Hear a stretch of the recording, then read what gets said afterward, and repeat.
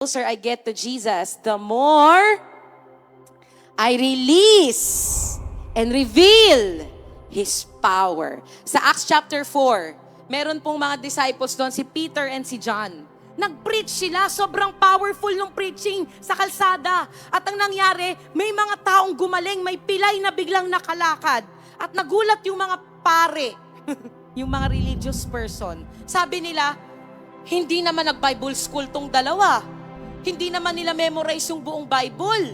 Pero paano nila nagawang pagalingin yung pilay? Sabi sa Bible, they recognized that they have been with Jesus. Ito yung mga kasama ni Jesus eh. So kung sino pala yung mga lagi kasama ni Lord, kung ano yung ginagawa ni Lord na magmimilagro, dahil lagi silang nakadikit kay Lord, ginawa din nila yung mga milagro.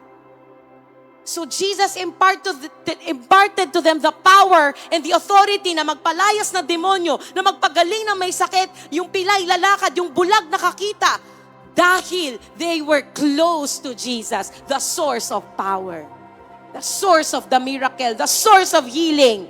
Kaya ikaw alam nyo, kung close tayong lahat kay Lord, tayuan mo yung pananampalataya mo. Pag nag-lay hands ka sa may sakit, sabihin mo in Jesus' name, lagnat, gumaling ka, gagaling yun. Not because you are powerful, but because you are close to the source of power.